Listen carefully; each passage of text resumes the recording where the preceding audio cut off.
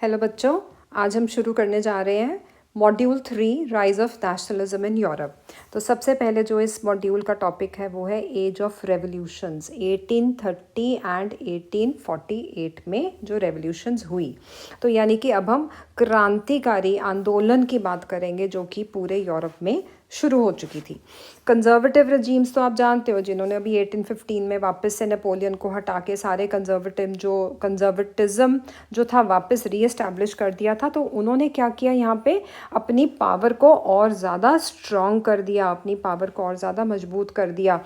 Liberalism और nationalism, इनका क्या एक प्राइम मोटिव था कि भाई अब तो हमें रेवोल्यूशन करना ही करना है हर हाल में।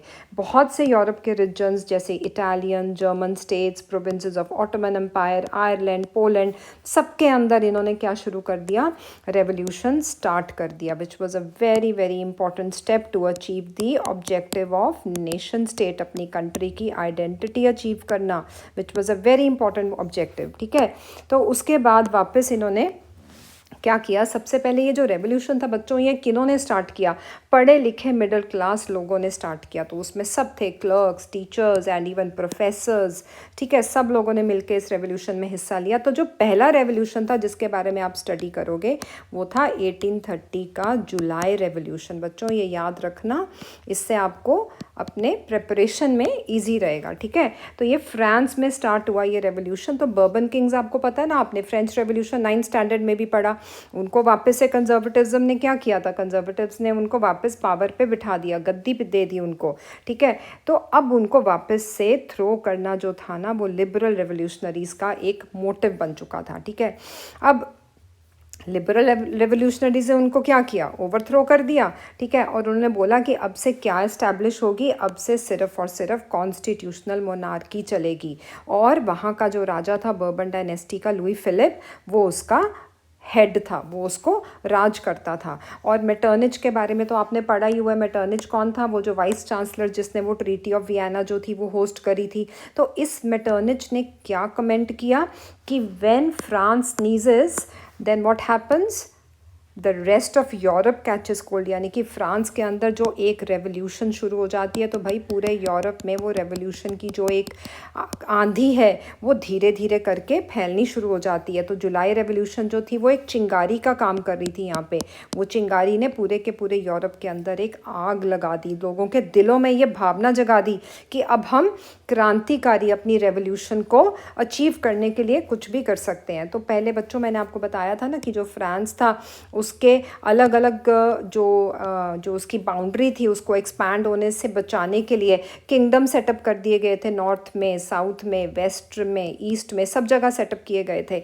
तो वहाँ पे जो एक यूनाइटेड किंगडम ऑफ नीदरलैंड्स था ना, उसमें से बेल्जियम जो था ना वो अलग हो गया और ब्रूजल उसकी कैपिटल थी, वो भी रेवोल्यूशन करके आज़ाद हो गए। ठीक है, तो यहाँ पे जो अगला रेवोल्यूशन आया बच्चों, ये एग्जाम पॉइंट ऑफ व्यू से बहुत इंपॉर्टेंट है, Greek war of independence. Greece जो था ना, ये कंट्री एक टाइम पे ऑटोमन एम्पायर का हिस्सा हुआ करती थी। अब ऑटोमन एम्पायर क्या था, ये एक मुस्लिम एम्पायर था। ठीक है, अब जो ग्रीस कंट्री थी वो इस एम्पायर के अंडर काफ़ी देर से जो थी ना वो दबी हुई थी। जैसे हमें ब्रिटिशर्स ने इतनी देर तक अपनी, कहते हैं ना, अपने वो इम्पीरियलिज्म, अपनी कॉलोनियलिज्म के अंडर हमें दबा के रखा, तो बस बिल्कुल वैसे ही यहाँ पर इन्होंने, ऑटोमन एम्पायर ने किसको अपने अंडर सब्जुगेट करके रखा, ग्रीस को। अब ये जो रेवोल्यूशन की जो आंधी, जो चिंगारी जो यहाँ पे चली, ऊपर हमने यहाँ पे पढ़ी ना बच्चों, ग्रीक जो रेवोल्यूशन, वो रेवोल्यूशन जो थी उसकी जो एक लहर थी वो पूरे यूरोप में फैल गई। और वो जो स्ट्रगल थी कि आपने अपनी इंडिपेंडेंस अचीव करनी है, वो ग्रीक्स के अंदर कूट कूट के बढ़नी शुरू हो गई। और उन्होंने ये आज़ादी की लहर कब शुरू करी अपने अंदर, 1821 में। ठीक है, अब जो ग्रीस था ना, वो उनके बहुत से ऐसे जो ग्रीक लोग थे, अलग अलग ग्रीक्स जो अलग अलग पार्ट ऑफ यूरोप में रहते थे, जो ग्रीस के अंदर नहीं थे बल्कि बाहर रहते थे, जैसे कि वेस्ट यूरोप में रहते थे, तो उनको ना ग्रीक के एंशियंट कल्चर से बहुत लगाव था। उनको बहुत अच्छा लगता था उनका एंशियंट कल्चर। यहाँ तक कि पोइट्स एंड आर्टिस्ट ने भी ग्रीस को as a cradle of European civilisation के नाम से एक एंटाइटल किया और बोला कि जो पब्लिक ओपिनियन है वो बिल्कुल उसी लाइंस पे चलेगा जैसे यहाँ पे हमने ऊपर यहाँ जो फ्रांस की रेवोल्यूशन की बात करी करी, जो बेल्जियम की बात करी, ब्रूसल्स की बात करी, ठीक है, लिबरल रेवोल्यूशनरीज़ के थ्रू। तो बहुत से पोएट थे, बहुत से आर्टिस्ट थे जिन्होंने इस चीज़ को बढ़ावा दिया। एक लॉर्ड बायरन करके एक पोएट आया, इसने भी बड़े फंड्स इकट्ठे किए, लड़ाई लड़ने गया लेकिन बेचारा फीवर के चलते वॉर में ये 1824 में ही डाइड। लेकिन ये सारे के सारे जितने भी इवेंट्स हमने पढ़े ग्रीक रेवोल्यूशन में, सबसे पहले क्या पढ़ा हमने, जितने भी ग्रीक्स थे जो ग्रीस से बाहर रहते थे, यूरोप के वेस्टर्न पार्ट में रहते थे, वो ग्रीक कल्चर को बहुत अप्रिशिएट करते थे। पोइट्स एंड आर्टिस्ट ने भी ग्रीक रेवोल्यूशन को बहुत सराहा और यहाँ पे उन्होंने बहुत से फंड्स इकट्ठे करके उनको सपोर्ट किया कि मुस्लिम एम्पायर के अगेंस्ट इनको अब आज़ादी मिलनी ही चाहिए। यहाँ लॉर्ड बायरन ने इंडिविजुअली अपने आप को इस लड़ाई का एक हिस्सा बनाया, लेकिन वो अनफॉर्चुनेटली मर गया। तो फाइनली क्या हुआ, ग्रीक के लिए एक बहुत बड़ा जो था इवेंट जो था वो 1832 के अंदर हुआ, ट्रीटी ऑफ कॉन्स्टेंटिनोपोल, जो कि ग्रीस को रिकग्निशन मिली कि भाई अब आप आज़ाद नेशन हो। अभी हमने जब बात करी थी ना फ्रांस की, तो फ्रांस में तो क्या हुआ था, फ्रांस के अंदर हुई थी कॉन्स्टिट्यूशनल मोनार्ची, यानी कि यहाँ पर जो राजा है वो एक कॉन्स्टिट्यूशन के साथ मिलकर अपने डिसीजंस को एग्जीक्यूट करेगा। लेकिन भाई यहाँ पर तो ग्रीक को कंप्लीट इंडिपेंडेंस मिल चुकी।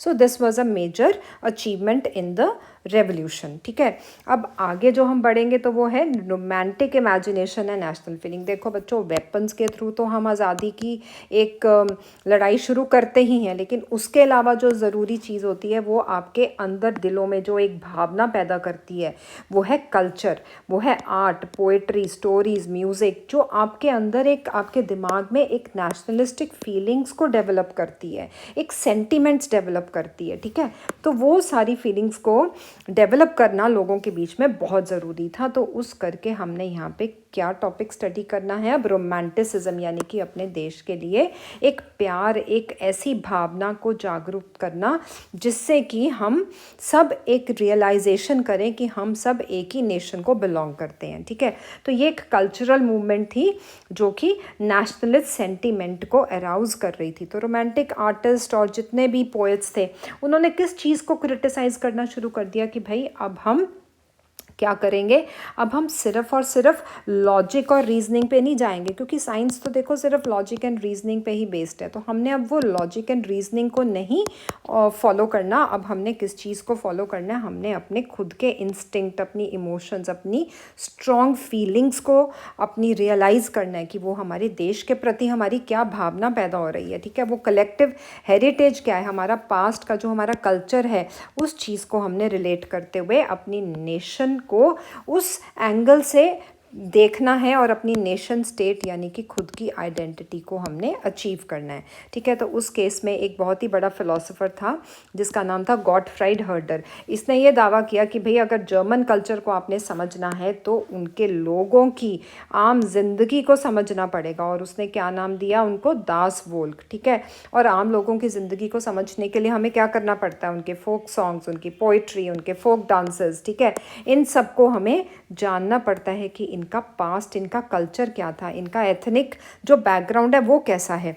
तो वो ट्रू स्पिरिट कहलाता है आपकी नेशन को बिल्डअप करने में। ठीक है, तो ये जो ट्रू स्पिरिट था ये इसी तरीके से उन्होंने इसको पॉपुलराइज़ किया। तो जितना भी फोक कल्चर था, जहाँ जहाँ भी वो फोक कल्चर था, सब जगह उन्होंने उस चीज़ को ढूंढना शुरू किया, उसको कलेक्ट करना स्टार्ट किया, उसकी रिकॉर्डिंग करनी शुरू की, क्योंकि अब एक बहुत बड़ा प्रोजेक्ट सामने आ गया था, वो था project of nation building. It was a very important project for the people. ठीक है, तो उसके लिए आपको अपना बैकग्राउंड जानना बहुत ज़रूरी है, अपने कल्चर से रिलेट करना बहुत ज़रूरी है। तो इसका एक बहुत बड़ा एग्जाम्पल मैं आपको यहाँ पर देती हूँ, वो है कि एक लैंग्वेज कैसे टूल बना आपका। ठीक है, जब हम बात कर रहे हैं यहाँ पे एक रोमांटिसिज्म की, तो रोमांटिसिज्म में सब चीज़ें आती है ना, आपका कल्चर, आपका लैंग्वेज, आपकी आर्ट, आपका पोएट्री, आपका म्यूज़िक, आपकी history, everything is a part of it. ठीक है, तो ये जो वर्नैकुलर लैंग्वेज होती है यानी कि एक पर्टिकुलर रीजन में बोले जाने वाली भाषा और वहाँ का लोकल फोकलोर, उसने ना ही बल्कि मतलब ना ही आपके एंशिएंट स्पिरिट को रिकवर किया, बल्कि साथ ही साथ मॉडर्न नेशनलिस्टिक मैसेज भी लोगों के दिमाग में भर दिया।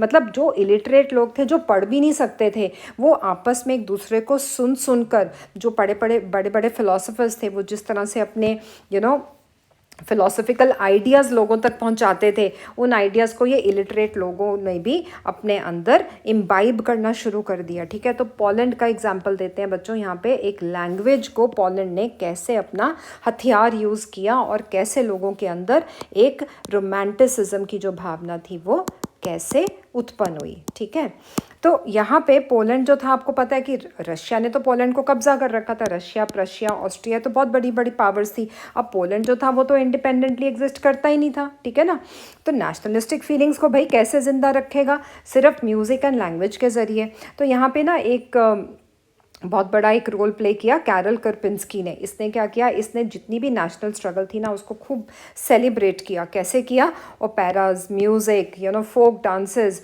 ताकि ये सब के सब जो है ना हमारे एक नेशनल सिंबल का रूप ले लें, लोगों के अंदर ये घर कर जाएं कि ये भावना जो है ये इनके नेशन को बिल्डअप करने में बहुत मदद करेगी। अब जैसे मैंने लैंग्वेज का एग्जाम्पल देने जा रही हूँ, मैंने कुछ आपको थोड़ा बेस आपको एक बता दिया कि पोलैंड जो था वो कौन कौन सी पावर्स के अंडर दबा हुआ था। पोलैंड का पार्टीशन हो चुका था और रशिया ने तो पोलैंड के ऊपर पूरा कब्जा किया हुआ था।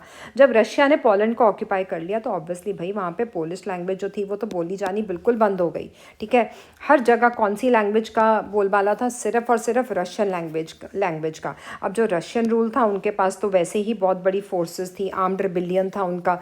तो जब भी इन्होंने पोलिश वालों ने, पोलैंड वालों ने अपनी लैंग्वेज के थ्रू कभी भी अगर रिबेल करना चाहा तो वो रिबेल को किसने क्रश कर दिया? रशियन की आर्म्ड आर्मी ने, रिबिलियन ने। उनके उस रिबिलियन को इमीडिएटली अपनी फोर्सफुल आर्मी के साथ क्या कर दिया? क्रश कर दिया।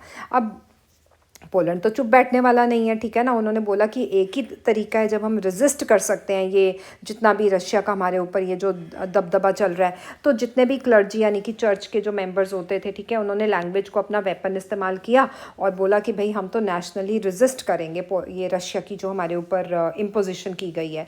तो चर्च की जितनी गैदरिंग्स होती थी, रिलीजियस इंस्ट्रक्शंस होती थी, सब की सब पॉलिश लैंग्वेज में दी जाती थी।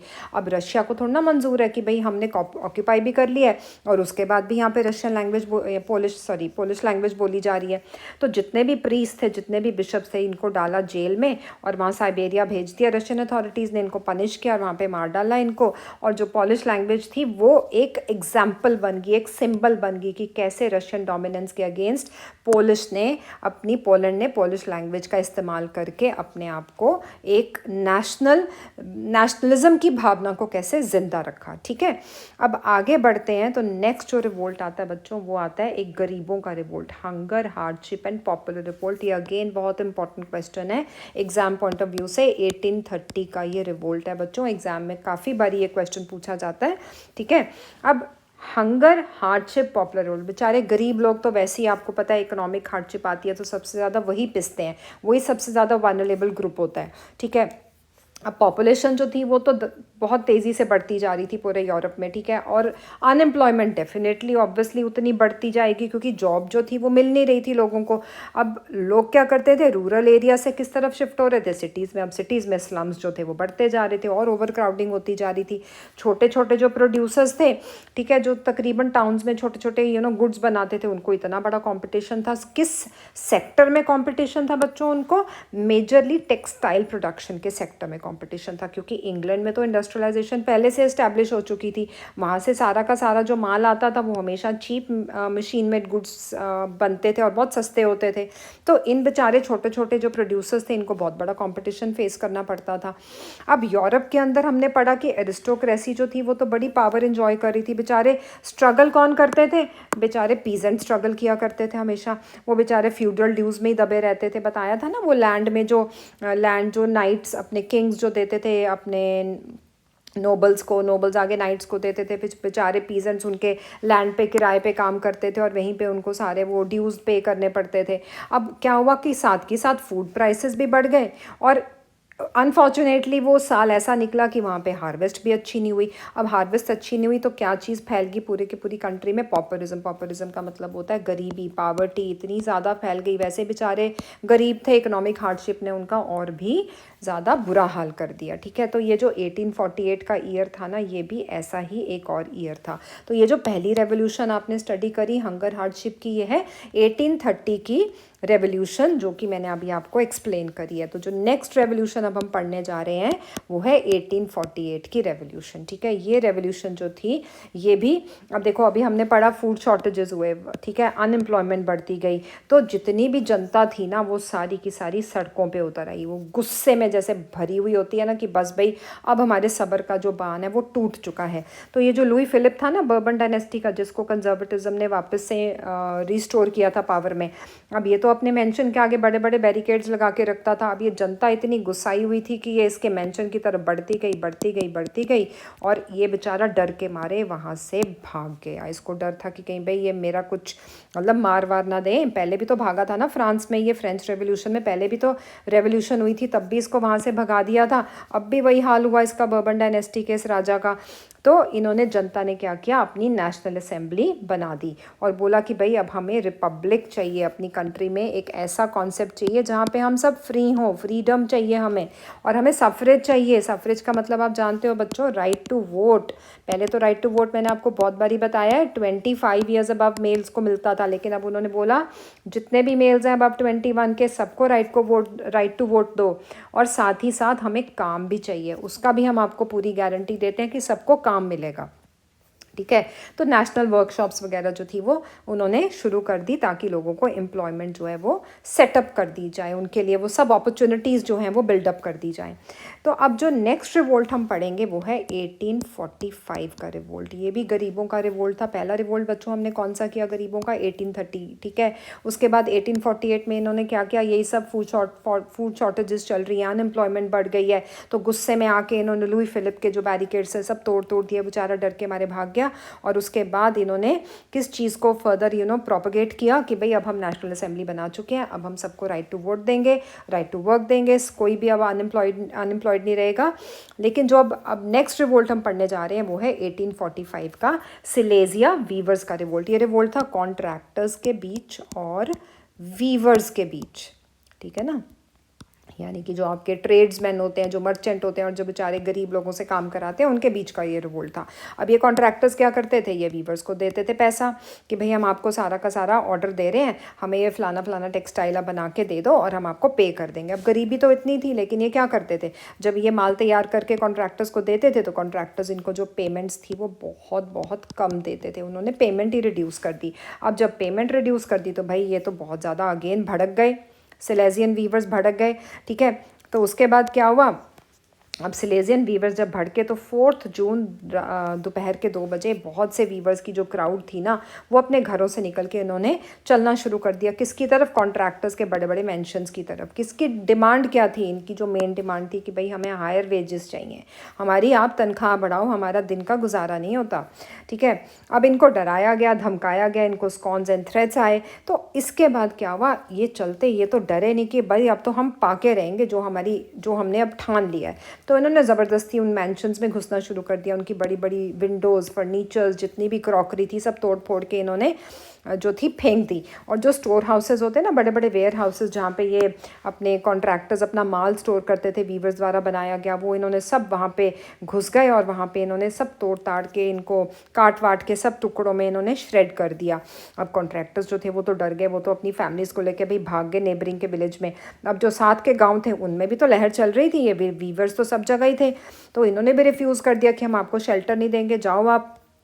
अब जब वो वापस आए, अब देखो वीवर्स हों पीजेंट्स हों, हैं तो बेचारे छोटे ना, छोटे ग्रुप के हैं बेचारे, पावर कोई नहीं उनके पास, ठीक है, पैसा उनके पास कुछ नहीं है, तो बेचारे लड़ेंगे तो लड़ेंगे, लेकिन अगर एक पॉइंट ऑफ टाइम पे आके उनको अगर आर्मी ने ओवर पार कर लिया तो बेचारे क्या करेंगे। तो घुटने टेके उन्होंने, और फिर उसके बदले में 11 वीवर्स जो थे वो मारे गए। बच्चों ये पूछा जाता है पेपर में कि कितने वीवर्स की डेथ हुई थी, कितने वीवर्स को गोली मार के ख़त्म कर दिया गया था। इस सिलीजिया वीवर रिवोल्ट के अंदर 11 वीवर्स थे जो मारे गए थे, ठीक है। लेकिन रिवोल्ट तो किया उन्होंने, एटलीस्ट इतनी हिम्मत तो दिखाई ना, वो एक जज्बा तो जागा उनके अंदर, ठीक है।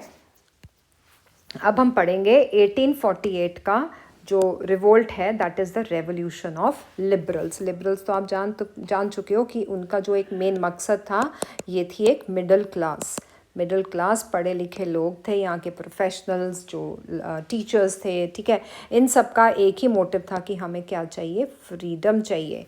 अब ये जो रिवोल्ट चल रहा था ना, ये गरीबों का जो रिवोल्ट चल रहा था, पुअर का जो रिवोल्ट चल रहा था, उसके बिल्कुल पैरेलल, ठीक है, अनएम्प्लॉयड, स्टार्विंग, पीजेंट्स, वर्कर्स जितने भी थे, इन सब ने क्या किया, इन सब ने यहाँ पर जो रिवोल्ट था 1848 में स्टार्ट हुआ था ना, ठीक है, उस 1848 के रिवोल्ट के चलते क्या किया, मिडिल क्लास जो थी ना उसने बढ़ चढ़कर हिस्सा लिया। अब उस मिडिल क्लास ने क्या हुआ कि 1848 में फ्रांस के अंदर क्या किया, मोनार्क को तो बिल्कुल भगा दिया था। अभी हमने पढ़ा ना कि मोनार्क तो था वो तो भाग गया, लुई फिलिप तो भाग गया था। अब उन्होंने क्या बोला कि अब हमें रिपब्लिक बेस करनी है अपनी कंट्री के अंदर, और वो यूनिवर्सल मेल सफरेज के बेसिस पे होगी, ठीक है, ये दावा कर दिया उन्होंने। अब ये यूरोप के अंदर, अब जैसे फ्रांस के अंदर कुछ भी रेवोल्यूशन होती थी, ठीक है,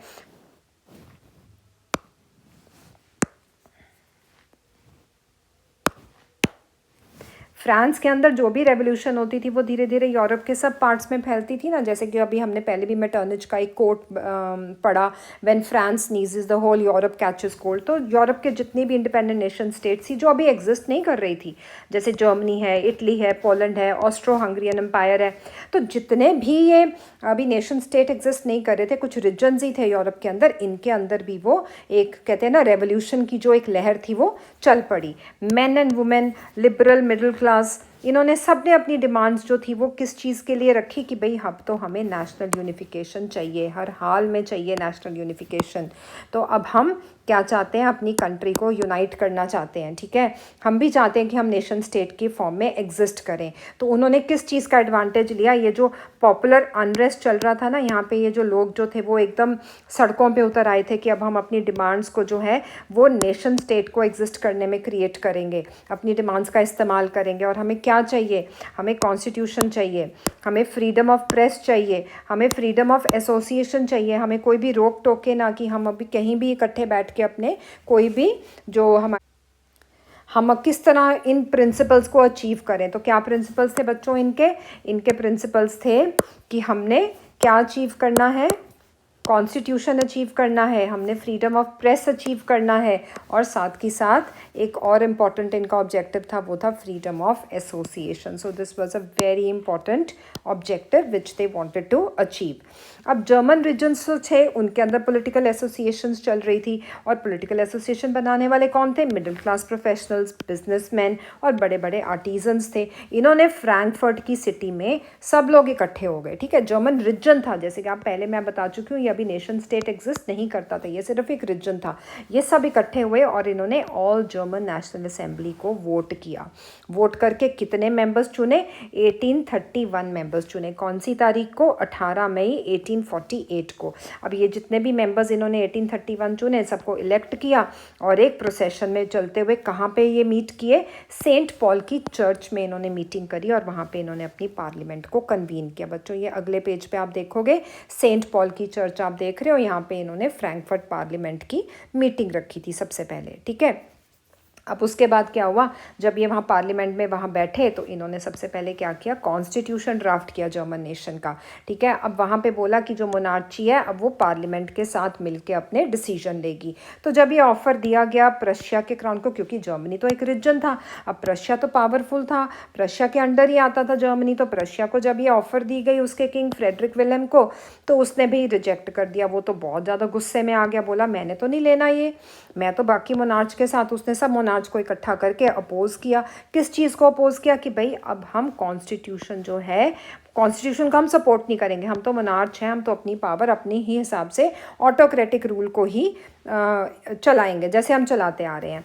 अब जो अपोजिशन थी, एरिस्टोक्रेसी, मिलिट्री वगैरह, ये सब बढ़ गए भी, बहुत स्ट्रांग थे, क्योंकि जितने भी ये लोग जर्मन रीजन से जो लोग इकट्ठे हुए थे, इन्होंने पीजेंट्स और वर्कर्स को तो इंक्लूड किया ही नहीं अपनी रेवोल्यूशन में, ना आर्टिजन्स को इंक्लूड किया, ना ही इन्होंने वुमेन को इंक्लूड किया। तो इनको तो किसने भगा दिया, एरिस्टोक्रेसी और मिलिट्री जो थी प्रुशिया की इतनी स्ट्रांग थी, इन्होंने बाहर भगा दिया, और पार्लियामेंट जो इन्होंने बनाई थी वो तो वहीं की वहीं धरी की धरी रह गई, ठीक है।